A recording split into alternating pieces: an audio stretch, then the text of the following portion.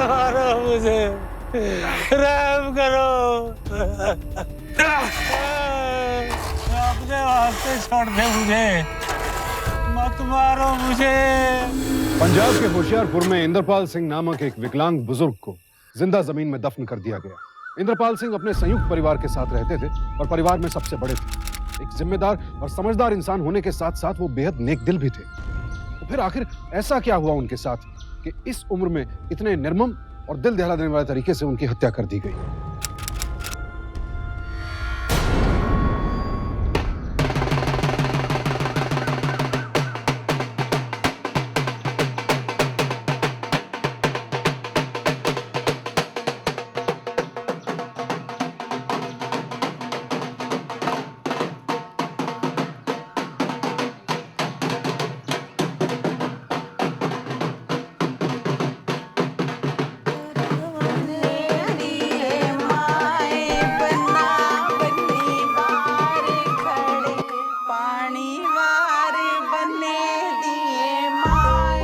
इतनी सोनी बहू रब सबको दे। ये तेरी नई जिंदगी है पुत्र, आगे कदम रख।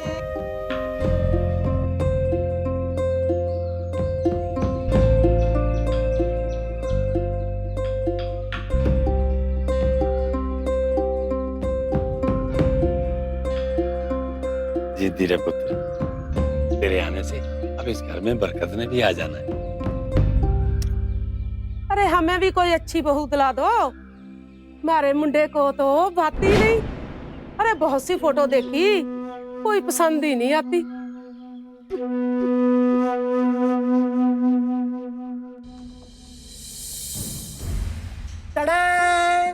अरे पीछे हट, डर गई तो? ओहो, भाभी के साथ पंगे अगर देवर नहीं लेगा तो और कौन लेगा?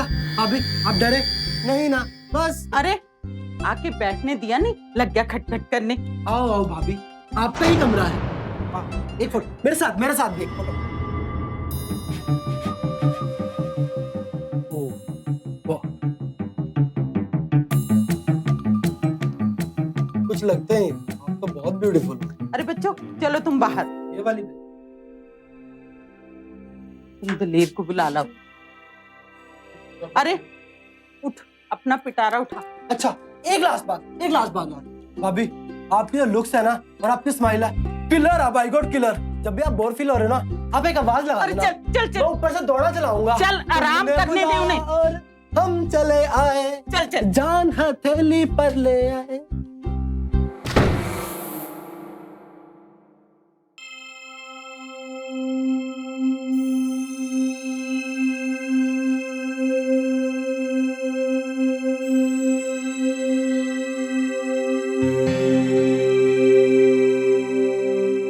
अमृत ने अपनी बचकानी हरकतों से आपको ज्यादा तंग तो नहीं किया? वो क्या है ना, बिन माँ का बेटा है, इसलिए छोटे पापा जी ने भी बड़े लाड प्यार के साथ बड़ा किया है। थोड़ा बेलगाम हो गया है, पर आप चिंता मत करना, कोई भी परेशानी होए तो मैनू दसना। नहीं जी, कोई गल नहीं है जी।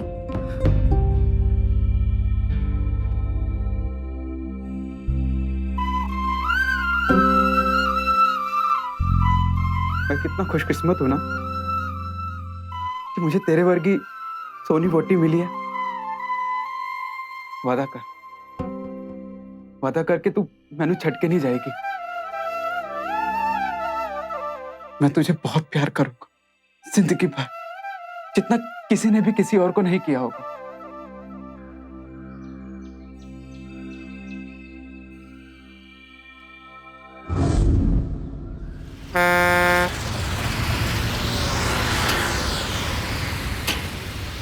छोटे पापा जी, मैं सोच रहा था कि ऊपर अब एक कमरा पा ही लेते हैं, अमृत को भी थोड़ा आराम हो जाएगा। और वो पापा जी, मैं इसलिए कह रहा था कि अब 3 कमरों में हम सारे कहाँ पूरे पढ़ने हैं।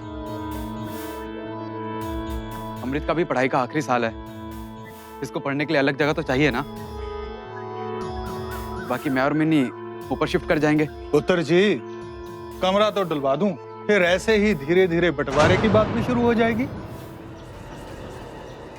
फिर हुन तेरी शादी लेकिन ते छोटे भी पापा जी, एक कमरा पाने से कौन सा बंटवारा हो जाना है? वैसे भी मैं तो सबकी तकलीफ देखकर ही बोल मैं सुना नहीं जोगी ने क्या कहा? कोई कमरा वमरा नहीं डालेगा। पर पापा जी मैं तो बस, मैंने जो कह दिया वो कह दिया।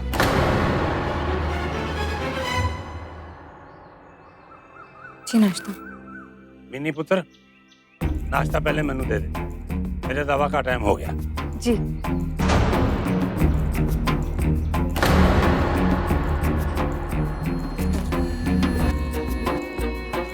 मुझे लेट हो रहा है, मैं दुकान पे जा रहा हूँ। सुनिए, एक मिनट रुकिए। ये पराठे पैक किए, आप रास्ते में खा लीजिए।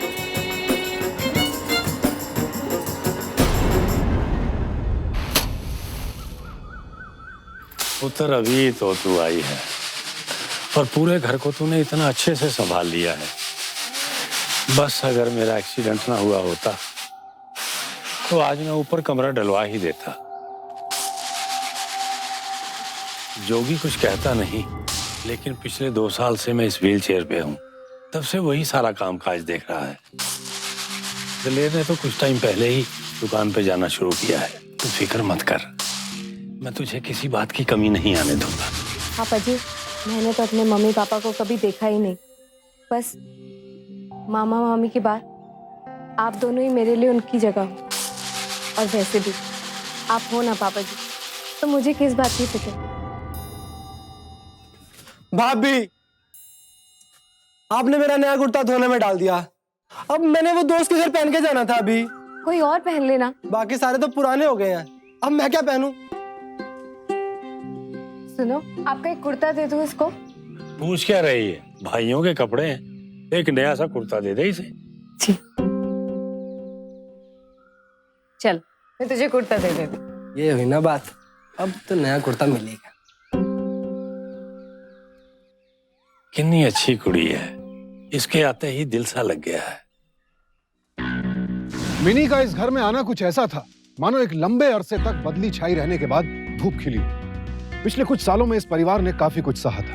इंद्रपाल सिंह और उनकी पत्नी सोनी के लिए मिनी एक बेटी थी, अमृत के लिए खुशी की एक सौगात, जिसके साथ वो दोस्त की तरह हंसी मजाक कर सकता था। दलेर का तो खैर एक खूबसूरत सपना पूरा हुआ था, एक जीवन संगिनी पाने का सपना, जिसके साथ वो अपना दुख सुख साझा कर सके। अब तक वो सबकी बात सुना करता था। पहली बार मिनी के रूप में उसे एक ऐसा जीवन साथी मिला था जिसके सामने वो अपनी हर बात बेझिझक रख सकता था।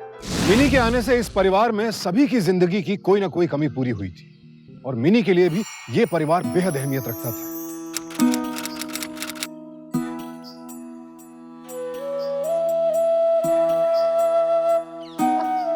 ओहो, ये तो साबुन के पानी से भी नहीं हो रहे। दर्द हो रहा है मुझे। मेरी तो बड़ी इच्छा थी कि करवा चौथ पे तू ये ही कड़े पहने। मुझे ये दिलेर की दादी ने मुझे दिए थे। क्यों जी, याद है तुम्हें? हाँ हाँ याद है, सब याद है मुझे। मैंने बड़ी भूख लग रही है, कुछ खाने को ले आ। बड़े वक्त पे आया पुत्र, ले ये कड़ा पहना मिन्नी को। वो क्यों पुराने जेवर पहनाने में तुली हो? कल जाकर नया कड़ा ले देना। और दिलेर तू जाना इनके साथ, चेक मैं दे दूंगा। अच्छा तू एक काम कर, मेरे पास आ और देख इसकी कौन सी तार निकली हुई है। आजा आजा, जल्दी आजा। आ रहा हूँ पापा जी। भाभी, भाभी आज ना आपकी बड़ी याद आई मुझे। आपके आलू के परांठों ने मुझे पढ़ने ही नहीं दिया। आज ट्यूशन छोड़ के आया हूँ मैं। बड़ी भूख लगी है भाभी, सब कुछ छोड़ो और मुझे परांठे खिला दो भाभी। चल, पहले तुझे आलू के पराठे खिला दे। जल्दी करो जल्दी, बहुत भूख लगी है। मेरे को तो ना रजिस्टर में भी परांठे दिख रहे थे, जब देखूं परांठे।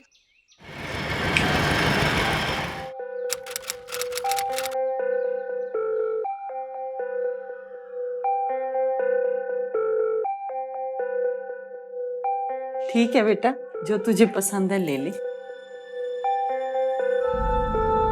अरे ये ले लेना बेटा, ये देख कितना खूबसूरत है।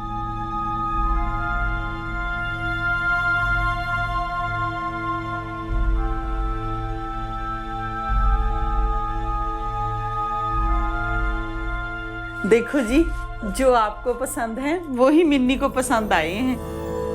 इन्हें पैक कर दीजिए, मैं आपको चेक दे देता हूँ।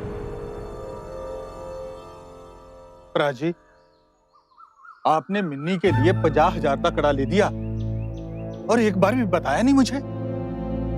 देखिए, अब वो पहले वाली हालत नहीं रही है कि हम ये अनाप शनाप खर्चे उठा सके। वो अपनी बेटी को कड़ा देने के लिए मैं तेरे से पूछूं? देखिए प्राची, आप बुरा मत मानना, लेकिन अब वो बात नहीं रही है हमारे धंधे में। खर्चे कम होने का नाम ही नहीं ले रहे।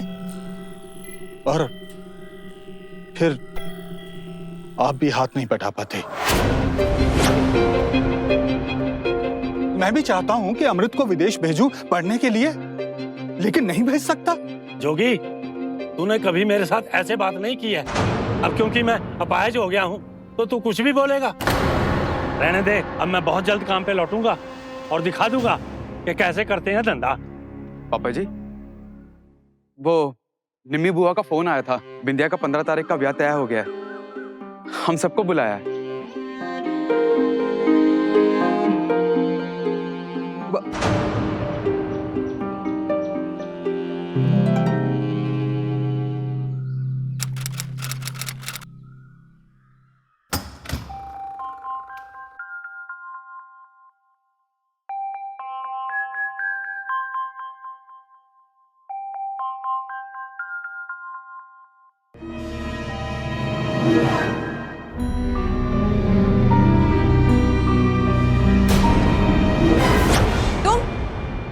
तुम यहाँ क्या कर रहे हो? वो भाभी, बाहर बहुत शोर हो रहा था। मुझे लगा कमरा खाली है तो मैं पढ़ने अंदर आ गया। मुझे नहीं पता था आप अंदर हैं। वो क्या ना कि मुझे यहीं पढ़ने की आदत है शुरू से, तो वो प्राची, वो मैं पढ़ने आया था तो मुझे नहीं पता था भाभी। मुझे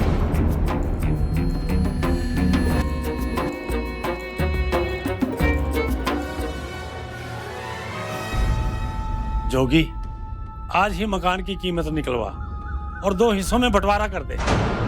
जब घर में शक बस जाए तो उससे अलग हो जाने में ही समझदारी है। बंटवारा? परिवारांच कभी कभी ऊंच नीच हो जाती है प्राची, पर इसका मतलब ये तो नहीं कि भाई भाई अलग हो जाए।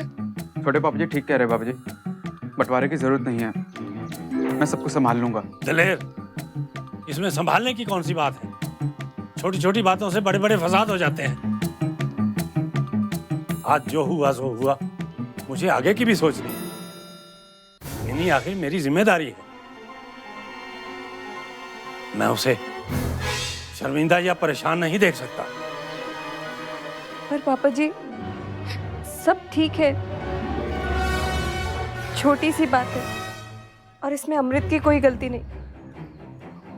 मैं जो कुछ कर रहा हूँ सबकी भलाई के लिए कर रहा हूँ। लेकिन मैं इस घर से नहीं जाना चाहता। दादी और मम्मी जी की यादें हैं यहाँ पे। तू नहीं जाना चाहता तो मत जा। मैं दलेर और इन दोनों को लेकर चला जाऊंगा। तू कल ही इस घर के हिस्से की बात कर। लेकिन पापा जी, हम लोग ऐसे... बस, मैंने जो कह दिया तो कह दिया। सोनी जी, मैं कुछ देर आराम करना चाहता हूँ। मुझे कमरे में ले चलो।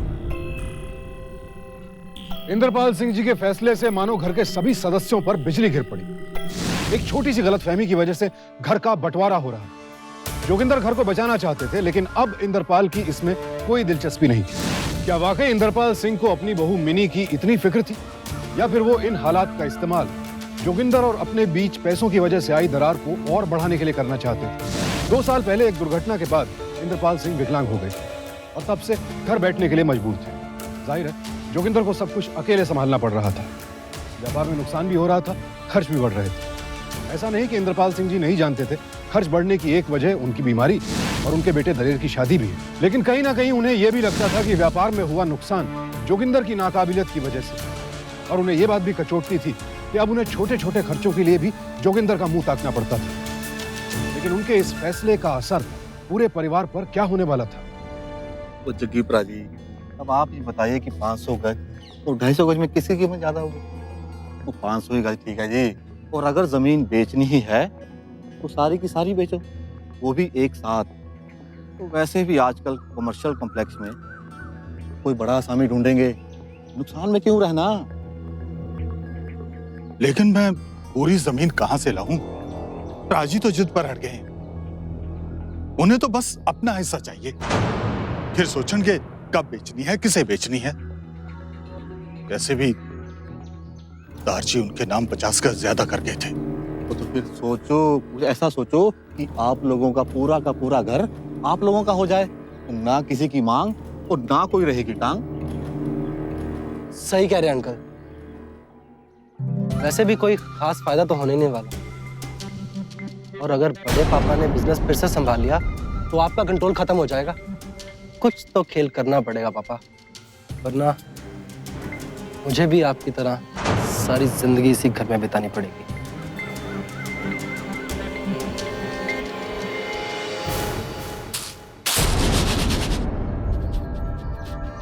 अगले हफ्ते से मैं भी दुकान पे जाना शुरू कर दूंगा।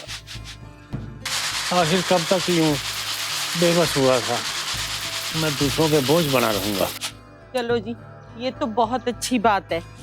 घर से बाहर निकलोगे तो दिल भी लगा रहेगा, और जो बंटवारे शटवारे की बातें हैं ये भी दिमाग से जाती रहेंगी। पापा जी,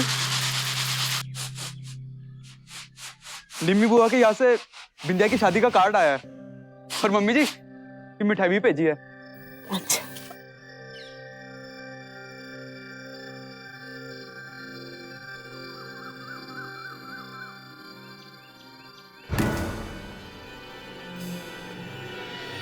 अरे वाह भाभी, आज मिठाई छिठाई कैसे है? क्यों दलेर, कोई खुशखबरी है क्या? नहीं छोटे पापा जी, ये तो निम्मी बुआ के घर से आई है। जोगी, घर के बंटवारे का कुछ हुआ? क्यों जिद पे अड़े हो प्राची? बात में मिट्टी पाओ। एक परिवार ऐसे कैसे अलग हो सकता है? नहीं जोगी, बच्चे अब बड़े हो गए हैं, कुछ तो सोचना ही पड़ेगा। वो छड्डो प्राची, इन बच्चों की गलत फहमी में हम अपना बुढ़ापा क्यों गुआएं? देखो, मैंने अमृत को समझा दिया है। दलेर बेटा, अब तू भी समझ जा।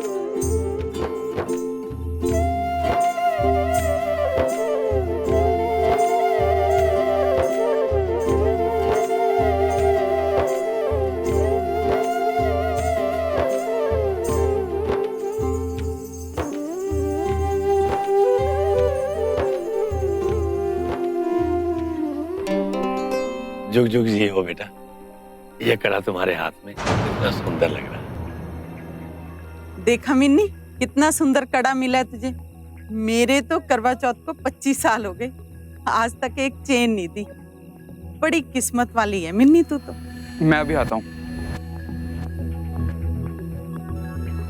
पापा जी, मैं थाली रखकर अभी आपको लेने आती हूँ। ठीक है बेटा। चलिए मम्मी।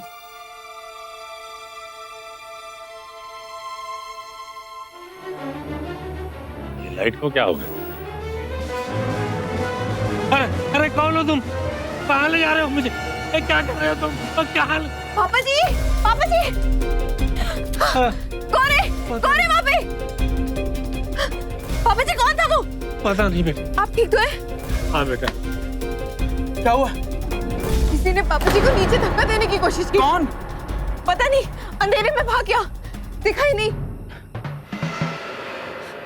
पापा जी आप नीचे चलो। आओ। चलो। एक तरफ तो इंद्रपाल सिंह जी को किसी ने जान से मारने की कोशिश की, दूसरी ओर जोगिंदर और अमृत किसी ऐसे काम में लगे हुए थे जिसकी खबर किसी को भी नहीं थी। अंदर ही अंदर कोई बड़ा षड्यंत्र रचा जा रहा था। जोगिंदर ने किसी तरह समझा बुझाकर इंद्रपाल सिंह जी को बंटवारा ना करने के लिए राजी तो कर लिया था, लेकिन उन पर हुआ यह हमला कई सवाल खड़े कर रहा था। क्या जोगिंदर और अमृत इस हमले के लिए जिम्मेदार थे? क्या वाकई इंद्रपाल सिंह की जान को खतरा था? जोगी, ये हिसाब तो बिल्कुल कच्चा है, ये एंट्रीज तो गलत हैं। प्राची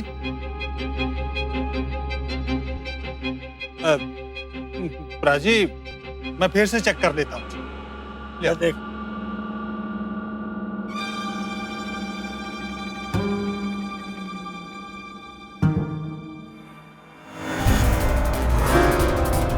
ये लाइट को क्या हो गया?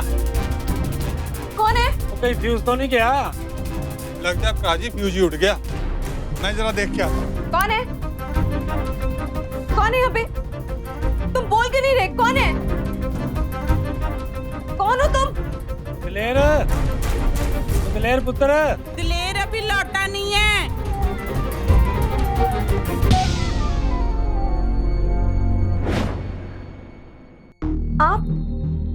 आप कब आए? क्यों? किसी और का इंतजार था? ये कैसी बात कर रहे हैं? इस लम्हे को बर्बाद मत करो।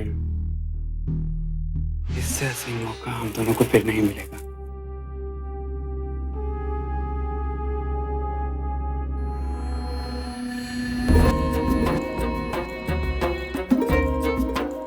नहीं बेटा, मुझे पापा जी बुला रहे हैं। मैं अभी आती हूँ, उनको कुछ काम होगा मुझसे। जाओ, पापा जी को शायद तुम्हारी जरूरत मुझसे ज्यादा है। अभी आती हूँ। जाओ।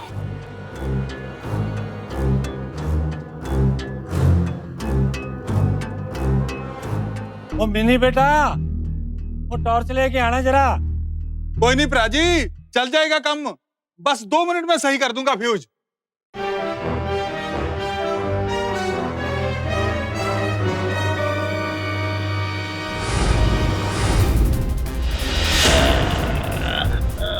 जी, कौन है वहां पर? भाऊजी, भाऊजी, भाऊजी। एक हफ्ते के अंदर ये लगातार दूसरा जानलेवा हमला था इंद्रपाल सिंह पर। इन हमलों से इतना तो साफ हो गया था कि वो किसी बड़ी साजिश के शिकार होने वाले थे। लेकिन कौन रच रहा था ये साजिश? इन 2 हमलों के बाद इंद्रपाल सिंह जी के साथ हर वक्त कोई ना कोई रहता था।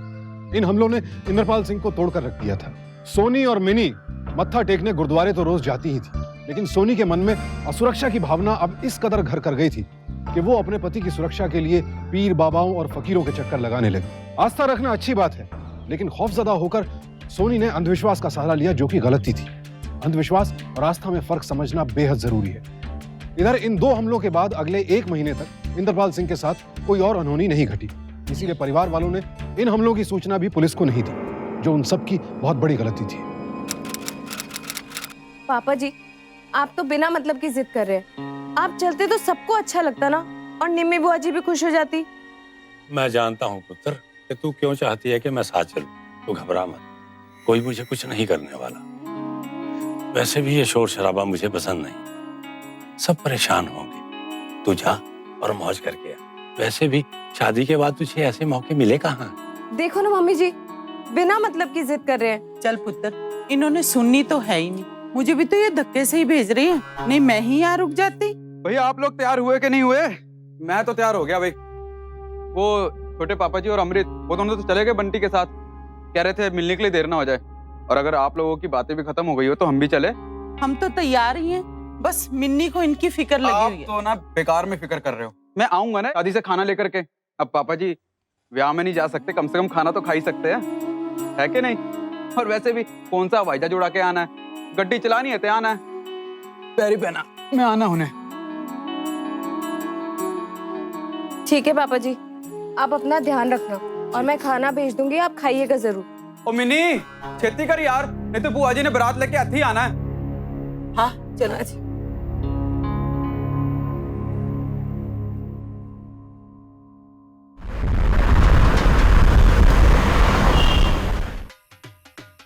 मैंने पापा जी के लिए इसमें 6 रोटियां पैक कर दी हैं, साथ में रायता भी है, जरूर देना उन्हें। सब्जी थोड़ी सी तीखी है, इसलिए 2 गुलाब जामुन भी पैक कर दिए आखिरी के डब्बे में। क्या हुआ, क्या सोच रहे हो? जाओ। पापा जी को तो खाना खिला दूंगा, लेकिन पहले मौके का फायदा तो उठा लूं। अरे क्या कर रहे हो आप? कोई देख लेगा। अरे देखता तो देखने दे भाई, अपनी बोटी के साथ खड़ा हूँ, किसी और की थोड़ी। वैसे आज तुझे सोने बड़े लग रहे हो। बोलो, बजा के ले चलूं? क्या कुछ भी, सारा प्यार आज ही उमड़ रहा है। जाओ पहले पापा जी को खाना खिला के आओ। हाँ भाई जा रहे हैं, और करना क्या है। जाओ जाओ जल्दी।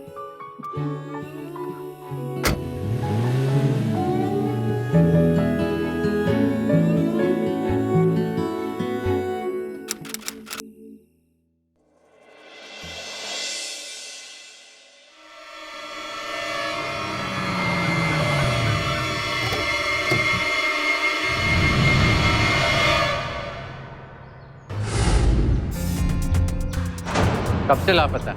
जी वो कल रात को जब मैं खाना लेकर आया था उनके लिए, तो पापा जी घर पर ही थे सही सलामत, लेकिन हो सकता है कि उसके बाद ही कुछ हुआ हो। आप में से कल कौन कौन शादी में था? जी सब थे जी। मैं और मेरा पुत्र अमृत थोड़ी देर पहले निकल गए थे जी, और ये लोग कुछ आधा घंटा बाद में पहुंचे। सवेरे जब घर वापस आए तो देखा कि प्राजी का कमरा उथल पुथल था। ये व्हीलचेयर कैसे गिरा हुआ है? पापा जी कहाँ हैं? पापा जी की शॉल। तू कमरे में देख क्या? आप इधर देखो। पापा जी, पापा जी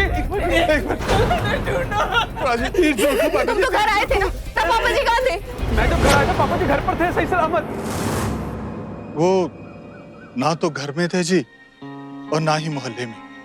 लगता है जी ये किसी का खेल है जी, नहीं तो हमारी तो किसी से दुश्मनी ही नहीं है जी। पहले कभी कोई ऐसा हादसा हुआ है? जी पापा जी पे पहले 2 बार हमला हुआ है। एक बार किसी ने उन्हें छत से धक्का मारने की कोशिश की, और दूसरी बार किसी ने उनका गला घोटने की कोशिश की। किसने? पता नहीं जी, कोई दिखाई नहीं। और आप लोगों ने पुलिस में कंप्लेंट करवाने की भी नहीं सोची? आप कह रहे थे आपका बेटा अमृत आपके साथ था, कहाँ है वो अभी? वो तो जी रात को ही चला गया था शादी के बाद अपने दोस्तों के साथ। कहाँ? जी सब लड़के वहीं कहीं आसपास ही थे जी। हो सकता है जी वो अपनी बुआ के यहाँ ही हो। हम तो जी अपने प्राजी को ढूंढने में लग गए जी, उसके बारे में सोचा ही नहीं। फोन लगाइए उसे।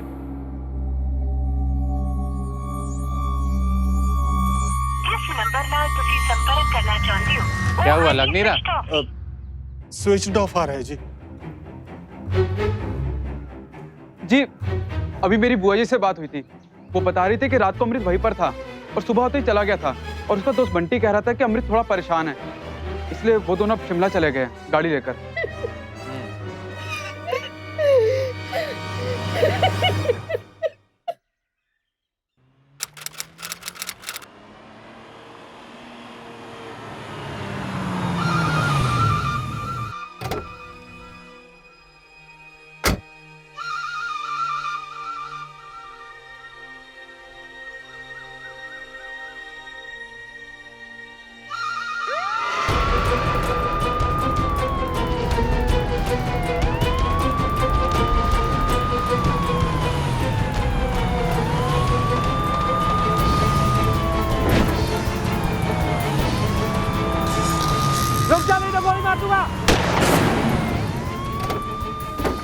पकड़ सारे को, डाल ना।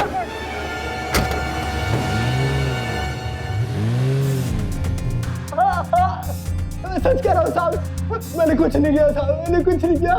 तूने कुछ नहीं किया तो फिर भाग क्यों रहा? सर मैं कुछ नहीं जानता सर, मुझे कुछ नहीं पता सर। मेरे पापा कहाँ है? मेरे पापा तो मान लिया तू कुछ नहीं जानता, पर ये तो जानता है कि साले भाग क्यों रहा था। मुझे कुछ नहीं पता साहब। क्या बोलेंगे तेरे पापा जी? क्या जानते हैं जो तू नहीं जानता है?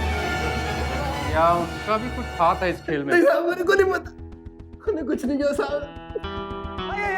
मैंने कुछ नहीं किया साहब, मैंने कुछ नहीं किया, मुझे नहीं पता साहब। जाओ भाई इनके पापा को लेके आओ, शायद वही कुछ ज्यादा जानते हैं। मेरे को नहीं पता साहब। नहीं बंद मारा साहब, बंद मारा। आइए आइए आइए जिनके पापा जी।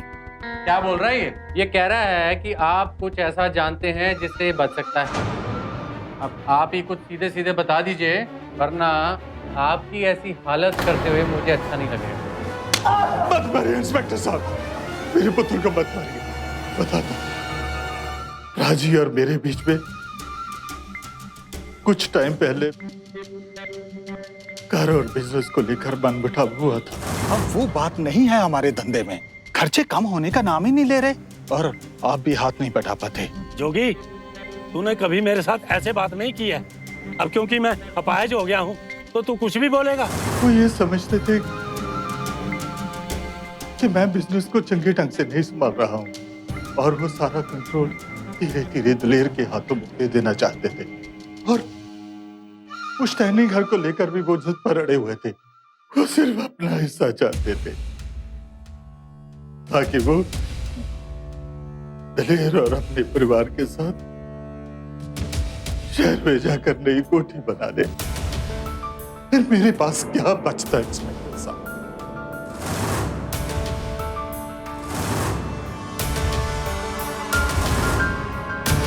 मेरा भी बेटा है, उसकी भी कुछ इच्छा है। मैं सारी राजी की बात सुनता रहा, उनकी हर बात मानता रहा। फिर थोड़ी देर बाद उनके पुत्र दलेर की शादी हो गई।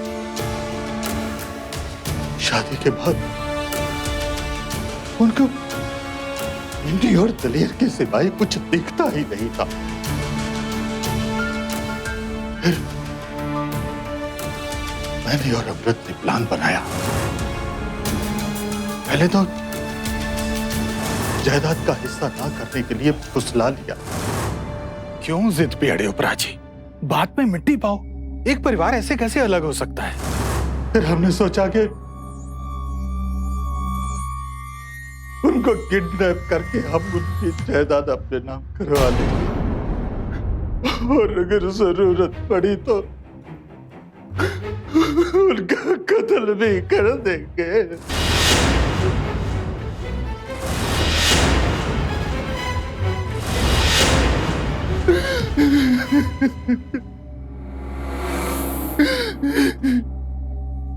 उस रात करीब 8 बजे मैं बड़े पापा को खाना देने के बहाने घर गया।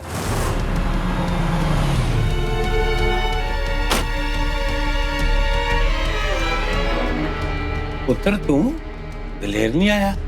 नहीं बड़े पापा, वो ना दलेर पाजी को ना निम्मी बुआ ने कुछ काम बोल दिया था तो उन्होंने मेरे को भेज दिया। अच्छा अच्छा अच्छा, अच्छा मैं खाना लगाता हूँ। ठीक है पुत्र। मैंने खाने में नशे की गोलियां डाल दी। लो जी, गर्मा गर्म खाना। जिंदा रह पुत्र। मैं भी कितना खुश नसीब हूँ कि मेरे परिवार में कितना मेल मिलाप और प्यार है।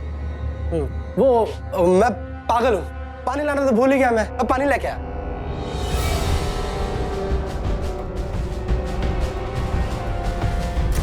बड़े पापा खाना खाते ही बेहोश हो गए।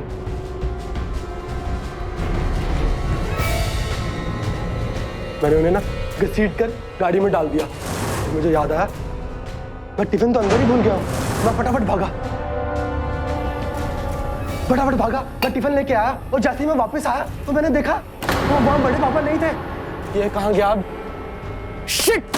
मैं सच कह रहा हूँ, वो बड़े पापा नहीं थे, वो गायब हो गए थे।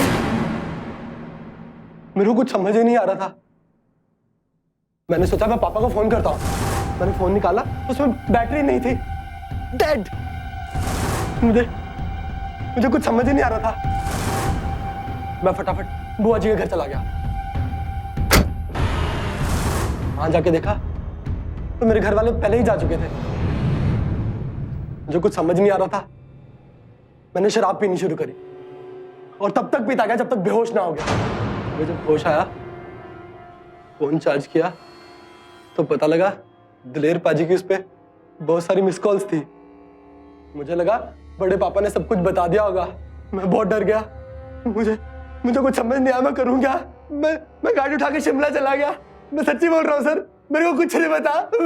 मैंने कुछ नहीं किया साहब। ये सच कह रहा है इंस्पेक्टर साहब, इसे और कुछ नहीं पता, कुछ नहीं पता। लॉकअप में डालो इन दोनों बाप बेटा को।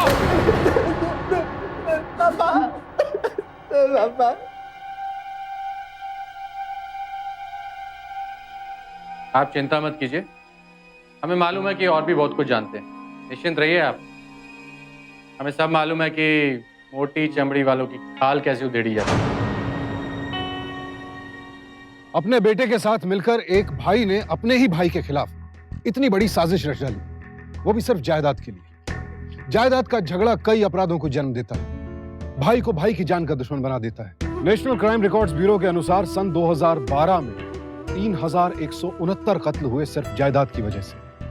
साफ जाहिर है आज के दौर में रुपया रिश्तों पर भारी पड़ रहा है, लेकिन यह बात समझ से परे है कि अमृत ने अपने इकबालिया बयान में यह क्यों कहा कि उसने इंद्रपाल सिंह का अपहरण नहीं किया था। अगर उसकी माने तो इंद्रपाल सिंह उसकी साजिश का शिकार होने से पहले ही गायब हो चुके थे, और अगर वो सच कह रहा था तो फिर साजिश के अंदर एक और साजिश किसने रची? हमको भी पापा जी की कोई खबर नहीं है। मैं तो सुबह खेतों में भी देख कर आया था। चंगा जी, मैं आपके फोन का इंतजार करूंगा। क्या हुआ जी, कुछ पता चला पापा जी का? मम्मी जी कल पूरी रात नहीं सोई। तो घबरा मत, जल्दी सब कुछ पता चल जाएगा। लेकिन छोटे पापा जी और अमृत ने जो कुछ भी किया ना, उसके लिए मैं उन्हें कभी माफ नहीं करूंगा। उन्होंने मेरा रिश्तों पर से विश्वास ही उठा दिया। मैं सोच भी नहीं सकता था। ये तेरा कड़ा किधर गया? कड़ा? तुझे पता है ना पापा जी ने कितने प्यार से दिया था तुझे। मैंने कड़ा उतारा ही नहीं, कल तक तो था मेरे हाथ में,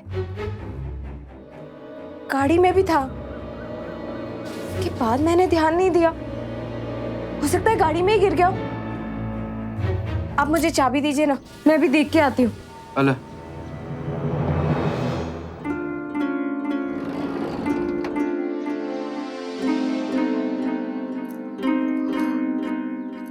रब दे शुक्र है मिल गया।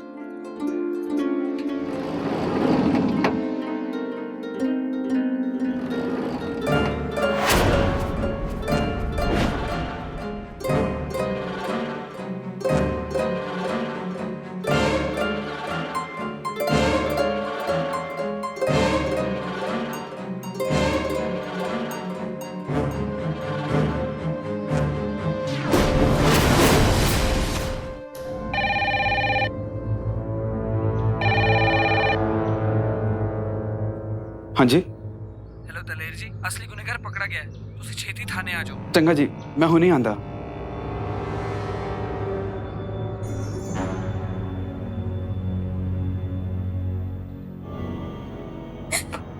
खेल तो अच्छा खेला है आपने, पर जो सच है वो ज्यादा देर छुपता नहीं है। मैंने तू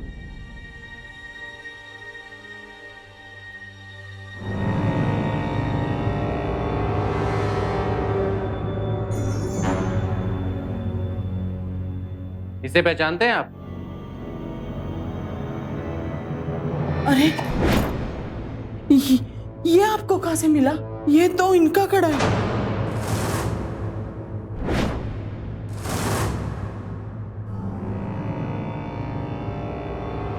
अब सब मैं ही बोलूंगा या आप भी कुछ बताएंगे? दिलेर सिंह भैरव,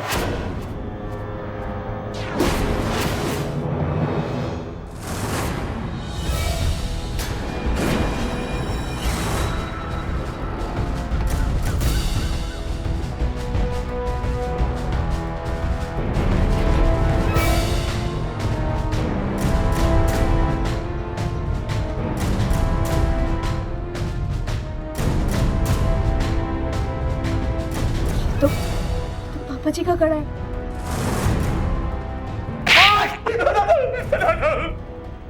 इससे कुछ बताता हूँ। मैंने ही मारा था पापा जी को। मैंने मारा था क्योंकि बचपन से लेकर आज तक वो मुझे दबाते रहते थे। हर काम में उनके हिसाब से करता था। बस, मैंने जो कह दिया वो कह दिया। सब गुस्सा बना के रख दिया था मुझे उन्होंने। फिर मेरी जिंदगी में भी नहीं आई। मुझे लगा कि हाँ, मुझे अब कोई मिल गया जो मुझे समझ सकता है। बचपन से मेरा एक ही सपना था कि कोई एक खास ऐसा हो जो पूरे तरीके से मेरा हो। लेकिन पापा जी ने उसे भी मुझसे दूर कर दिया। जब भी मैं मिनी के करीब जाता था किसी न किसी बहाने से बुला लेते थे। मिनी बेटा, मुझे पापा जी बुला रहे। पापा जी को शायद तुम्हारी जरूरत मुझसे ज्यादा। अच्छा तू एक काम कर, मेरे पास आ रहा हूँ पापा जी। अरे ये ले लेना बेटा, ये देख कितना खूबसूरत है।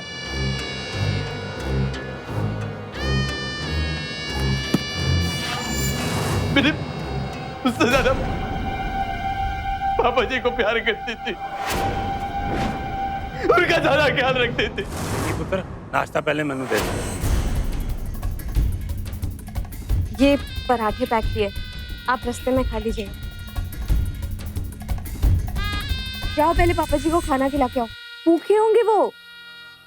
कभी कभी ना मुझे लगता है कि तू मुझसे ज्यादा ना पापा जी को प्यार करती है।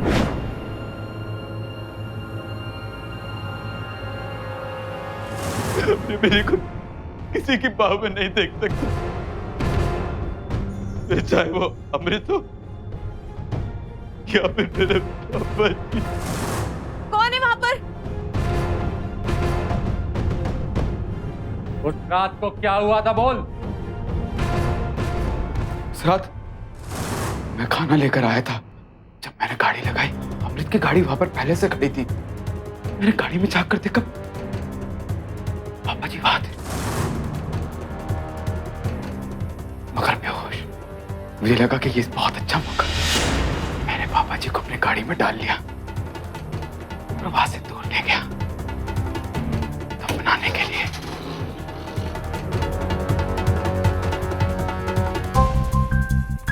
मत मारो मुझे, रहम करो, मत मारो मुझे।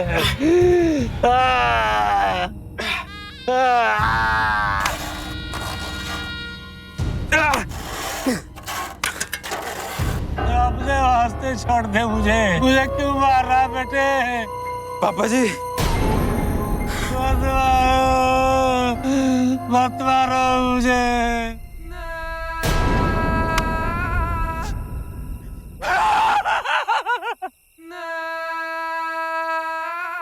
पापा जी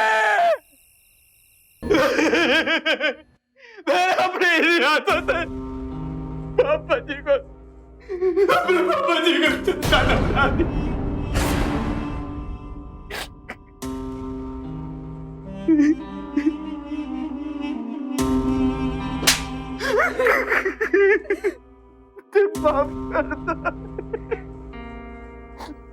माफ कर दो। मैं सच में पापा जी को बहुत प्यार करता था।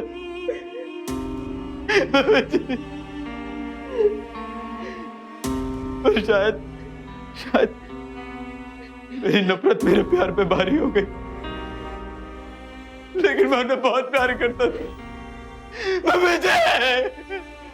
दलेर को अपने पिता की हत्या के अपराध में आईपीसी की धारा 302 के तहत उम्र कैद की सजा सुनाई गई। साथ ही साथ जोगिंदर और उनके बेटे अमृत को क्रिमिनल कॉन्स्पिरेसी यानी आपराधिक षड्यंत्र रचने के लिए आईपीसी की धारा 120 के तहत 2 साल कैद की सजा सुनाई गई।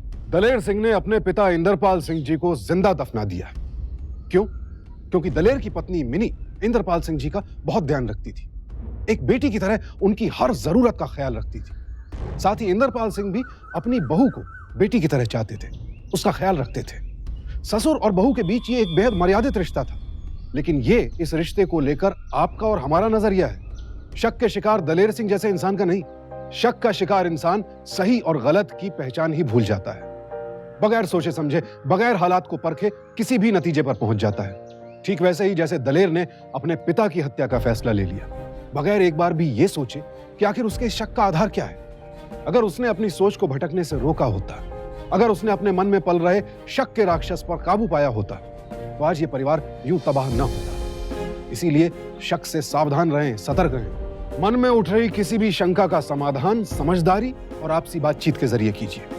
सावधान रहिए, सतर्क रहिए, सुरक्षित रहिए। इसी प्रार्थना के साथ अब मैं सुशांत सिंह आपसे विदा लेता हूं। फिर मुलाकात होगी ऐसी एक और सत्य घटना के साथ। देखते रहें सावधान इंडिया, इंडिया फाइट्स बैक।